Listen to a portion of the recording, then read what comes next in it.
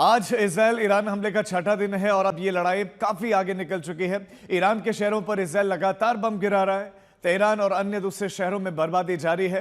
हर दिन, हर घंटे और हर मिनट ईरान और इजराइल के बीच में जंग और विध्वंसक होती जा रही है। इजराइल के हमले का ईरान भी करारा जवाब दे रहा है और उसने 1 घंटे में आज 30 मिसाइलें दागकर अपनी क्षमता और अपने इरादे बता दिए। ईरान के supreme leader Ayatollah Ali Khamenei ने भी ये कह दिया है कि आतंकी यहूदियों से जरा भी दया नहीं दिखाएंगे और उनके शासन को करारा जवाब देंगे। खामेनी का निशाना इजराइल के साथ साथ उसके दोस्त अमेरिका पर भी है। अमेरिकी राष्ट्रपति डोनाल्ड ट्रंप ने कहा था कि हमें पक्के तौर पर पता है कि कथित सुप्रीम लीडर यानी कि खामेनी कहां छिपा है। वो एक आसान टारगेट है लेकिन वहां महफूज है, हम उसे अभी नहीं मारने वाले, ये ट्रंप ने कहा। ईरान की जमीन पर इजरायली बारूद की बारिश हो रही है। ईरान के शहर मटिया मेट हो रहे हैं। परमाणु हथियारों की आशंका को पूरी तरह खत्म करने के इरादे से इजरायल ने जो लड़ाई शुरू की है, अभी उसका अंत नहीं दिख रहा। हमले का आज छठा दिन है और अब दोनों देशों की दुश्मनी में अत्याधुनिक हथियारों का भरपूर इस्तेमाल हो रहा है। इजरायल के निशाने पर ईरान के वो तमाम अहम ठिकाने हैं जिनसे उसे खतरा है।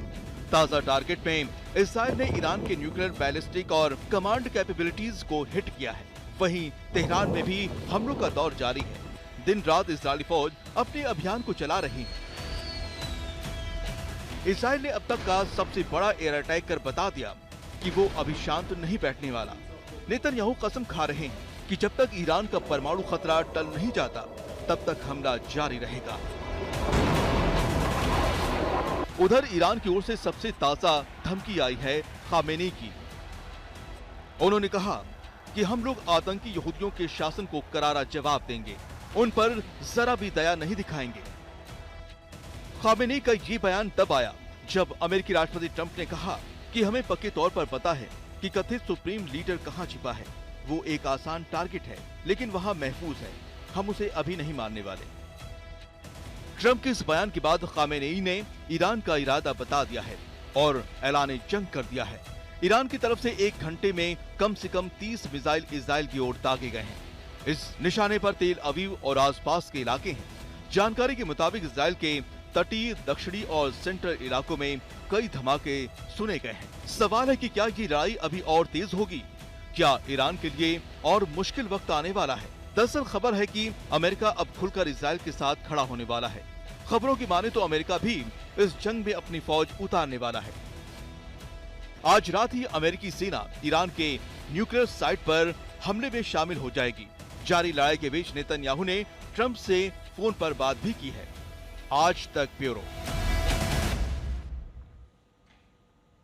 तो डोनाल्ड ट्रंप सरेंडर की मांग कर रहे हैं, तो दूसरी तरफ खामेनी कह रहे हैं कि वो झुकने के लिए तैयार नहीं है और युद्ध का ऐलान भी कर दिया। हमारे साथ हमारे संवाददाता प्रणय उपाध्याय जुड़ गए। प्रणय, क्या अब अमेरिका की डायरेक्ट इन्वॉल्वमेंट मानी जाए क्योंकि फाइटर जेट भी भेज दिए हैं, और क्या अब किस तरफ आगे बढ़ता दिख रहा है ये युद्ध?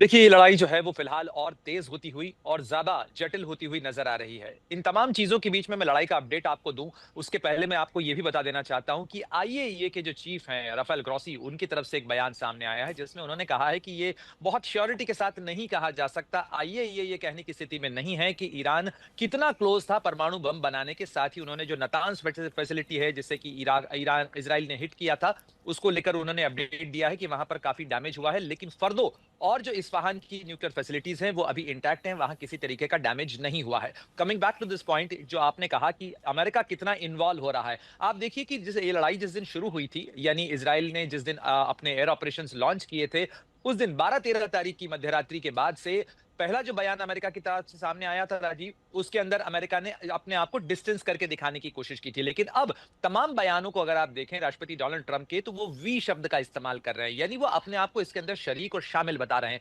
साथ ही वो सीधे सीधे कंप्लीट सरेंडर की बात कर रहे हैं। आपको याद होगा राजीव कि कंप्लीट सरेंडर का एक इतिहास है। अमेरिकी राष्ट्रपति जब जब कंप्लीट सरेंडर, अनकंडीशनल सरेंडर की बात करते हैं, चाहे वो आइजनहार हो रहे हों, चाहे वो जो है जॉर्ज बुश रहे हों, हमने देखा है कि जब जब हुआ है तब जापान में अमेरिका ठीक का है ऑपरेशन देखने को मिला। प्रणय